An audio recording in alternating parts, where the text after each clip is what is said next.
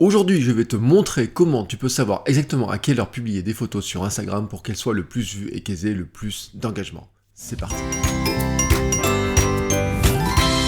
Bonjour, si tu ne me connais pas encore, je m'appelle Bertrand Soulier et je crée du contenu et je veux t'aider à créer du meilleur contenu, à créer du contenu plus facilement et à mieux utiliser les outils dont tu disposes et dont nous disposons tous. Et là, vraiment, aujourd'hui, je voulais te montrer un outil qui est vraiment génial. Vraiment génial. Parce qu'il répond à une question que tout le monde se pose et que personne n'a vraiment la réponse comme ça si facilement que ça. Tout le monde me la pose en formation, je fais des cours, je fais des formations, tout le monde me pose cette question-là. C'est à quelle heure je dois poster une photo sur Instagram pour qu'elle ait du succès. Et tu le sais, c'est important. Pourquoi ? Parce que l'algorithme d'Instagram, tout simplement, il calcule le flux de photos, tout simplement, en fonction de l'heure à laquelle tu postes ta photo et en fonction surtout à quelle heure ton audience est en ligne. C'est-à-dire qu'en fait, toi, tu peux poster ta photo à une heure particulière, tu as le choix, mais tu dois te demander à quelle heure ton audience, tout simplement, elle est connectée sur Instagram. À quelle heure tu as le plus de chances que ton audience puisse voir la photo et à quelle heure tu as le plus de chances que ensuite elle puisse réagir et répondre. Parce que c'est pas forcément toujours exactement la même heure. Mais cette information-là, elle n'est pas si facile que ça à trouver parce que, au départ, on tâtonne. Alors, si tu as déjà un compte, tu peux regarder un petit peu tes statistiques. C'est pour ça que c'est intéressant d'avoir un compte pro sur Instagram. C'est même indispensable d'avoir l'option pro avec les statistiques. Vraiment, là-dessus, je vais pas faire un tuto sur comment le faire, mais tu dois avoir le compte pro sur Instagram, tu dois avoir tes statistiques parce que c'est ultra important. Ensuite, ce n'est pas la peine de chercher des articles partout, tu peux chercher, tu peux aller à quelle heure faut-il mieux poster une photo, etc. Tout ça, c'est du bullshit. Ça n'existe pas une stat globale. Tu ne peux pas prendre les stats, même si on te dit, ils ont fait de l'analyse sur des millions de comptes, de millions de photos, etc. en disant, il faut poster exactement à cette heure-là pour avoir le plus de succès. Ça n'existe pas. En fait, cette réponse, elle est individuelle pour chaque compte. Elle est individuelle pour chacun de nous. Et donc, aujourd'hui, ce que je voudrais te montrer, c'est un outil vraiment qui répond à cette question-là, tout simplement. Et je vais te montrer, en fait, il a une version gratuite qui te permet de le voir pendant quelques temps. Et si tu es conquis par cet outil-là, tu pourras ensuite t'abonner. Cet outil-là, je ne le connaissais pas il y a quelques jours, et puis j'ai enregistré le podcast, l'épisode de podcast 500 de votre coach web. C'est mon podcast dans lequel je t'aide à créer du contenu, je te donne des astuces pour créer du contenu. Et j'ai reçu dans ce podcast Aurélie Martin qui a édité un livre sur Instagram, le guide Instagram, tout simplement. Et dans ce guide, elle présente certains outils. Et donc, dans le podcast que j'ai diffusé, je te mets le lien dans la description, elle parle d'un outil. Et voilà, elle me présente un outil, je dis, celui-là, je le connais pas. Et je teste, et dès le premier moment où j'ai testé, j'ai dit, ça, vraiment, c'est génial. Mais vraiment génial. Il y a très peu d'outils qui te donnent cette même information-là. Je l'ai vu en partie sur Later. Si tu utilises later.com en version payante, je crois que ça te coûte quand même pour avoir cette fonctionnalité-là. C'est ce qu'ils appellent trouver la meilleure heure pour publier. Je crois que c'est une fonctionnalité qui coûte autour de 20$ par mois, quand même, cette fonctionnalité-là. Ici, elle va coûter moins cher si tu prends l'abonnement, mais en fait, pendant 14 jours, tu peux y avoir accès gratuitement. Et je vais te montrer tout de suite cet outil-là et comment il fonctionne. Donc cet outil s'appelle Minter, minter.io. Voilà, tout simplement, je te montre le site Instagram Analytics, il ne fait que ça, mais vraiment que ça. Bon là, tu vois, je suis pas connecté. On va regarder tout de suite les prix, comme ça, on enlève la question épineuse du prix. Tu vois que pour un compte, tu peux commencer à 9$ par mois. Voilà, c'est le premier prix, et puis ensuite, tu as des options pour avoir des choses un petit peu plus complémentaires. Nous, à notre échelle, quand on est seul, quand on travaille seul, en solopreneur, en influenceur potentiel, etc., le compte à 9€ nous suffit largement. Et même, tu pourrais le prendre pour un mois, si tu as envie, ou même, je te le dis, tu peux essayer gratuitement. Bon, bien entendu, pour pouvoir accéder au service, il faut te créer un compte. Donc, tu peux aller te créer un compte.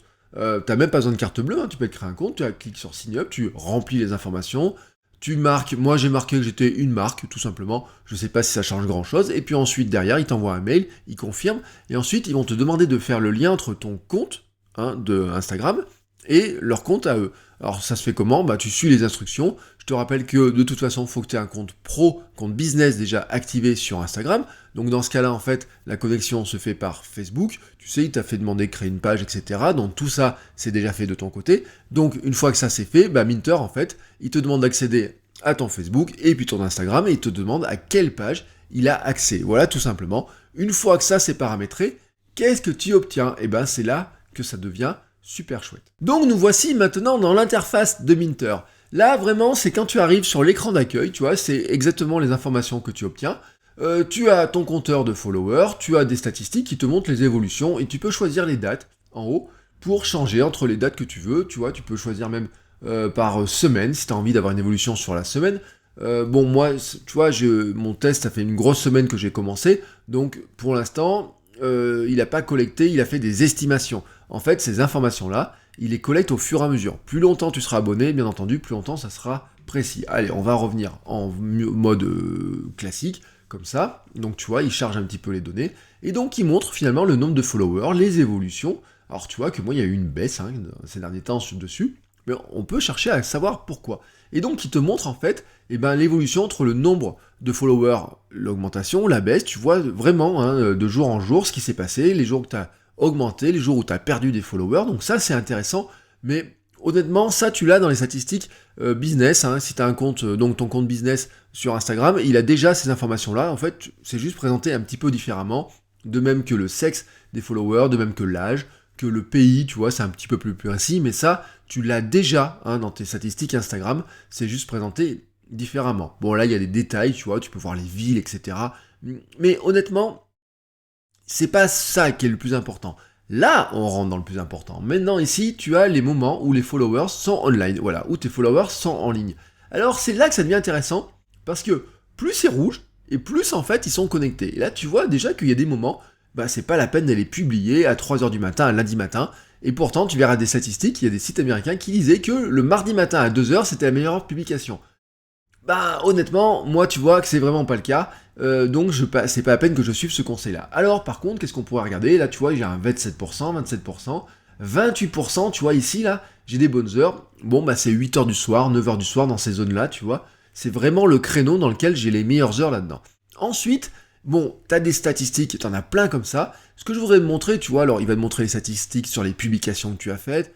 Il montre tout, mais là encore, vraiment, ça, tu l'as déjà dans ton compte pro, sur Instagram, tu l'as déjà. Donc il te donne ces informations-là, les nombres de vues, les impressions, les choses comme ça, tu les retrouves, grosso modo, les engagements. Les stories, tu le trouves, c'est présenté d'une manière un petit peu plus facile, c'est vrai, franchement. Et puis tu vois que tu as des exports pour exporter les données si tu veux les retraiter. Donc ça c'est intéressant, mais honnêtement, voilà où se trouve la partie la plus intéressante. C'est dans l'optimisation.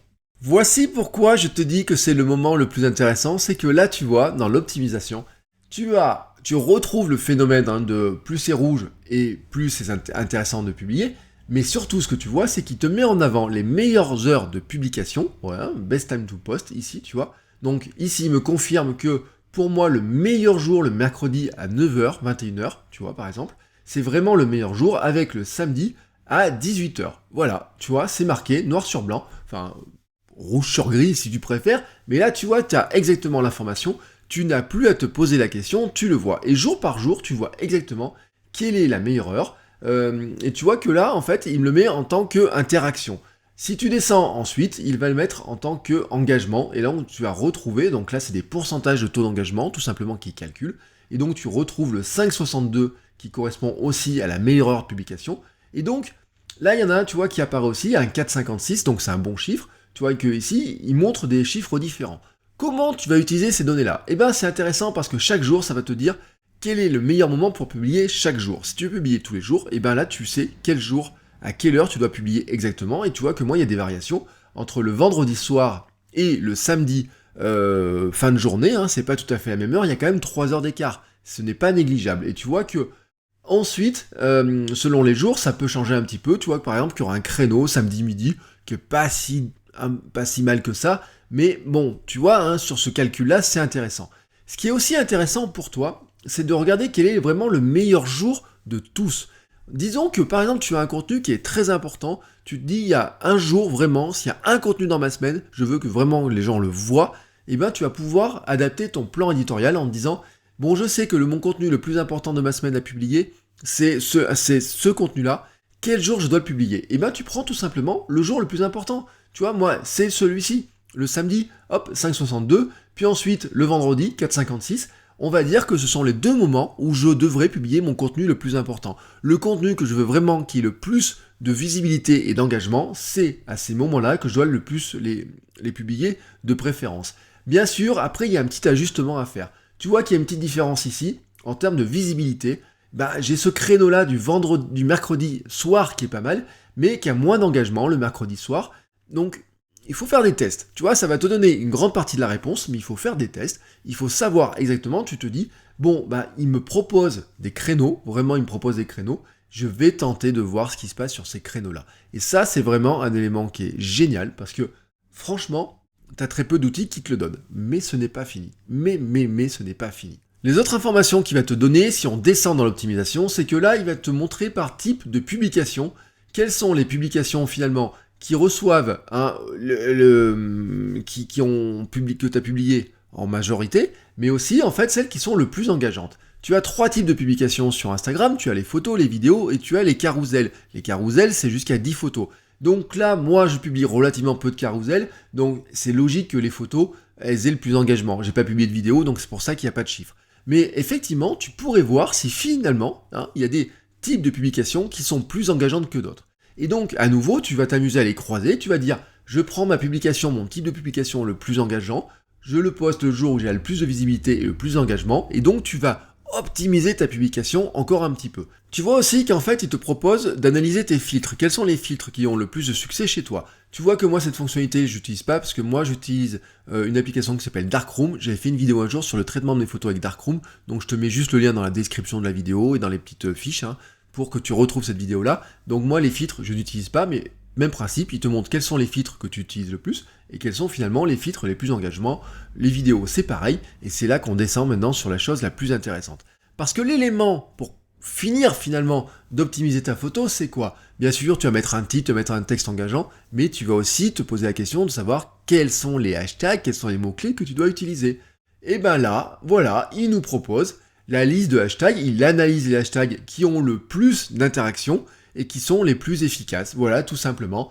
Donc, par exemple, si je me posais la question dans mon compte qui est plutôt running, vraiment sur la course à pied, si je dois plutôt utiliser le mot running, qui est utilisé par le monde entier, ou plutôt le terme course à pied, il répond course à pied, c'est celui que je dois utiliser en priorité. On voit que motivation est pas mal, courir est pas mal, etc. Et on voit qu'il y a des termes que j'aimerais utiliser. Le run for fun, par exemple, n'est pas si porteur que ça. Et si je descends encore un petit peu, on voit que les mots-clés les plus efficaces pour moi, tu vois, il fait une petite description en fait, c'est-à-dire que c'est calculé par rapport au nombre d'interactions, au nombre moyen d'interactions, et il va me dire que tout simplement, c'est ce hashtag-là, oser courir, qui est pour moi le plus porteur en termes d'efficacité. Et on voit que le ultra running est pas mal, fier de courir est pas mal, etc. Bon, voilà, maintenant, après, il me reste derrière à combiner un petit peu toutes ces informations-là pour arriver tout simplement à établir quel est le type de photo que j'ai publié, avec quel filtre, à quel moment, enfin quel type de contenu, quel filtre, à quel moment, quel jour, vraiment très précisément, et avec quel mot-clé.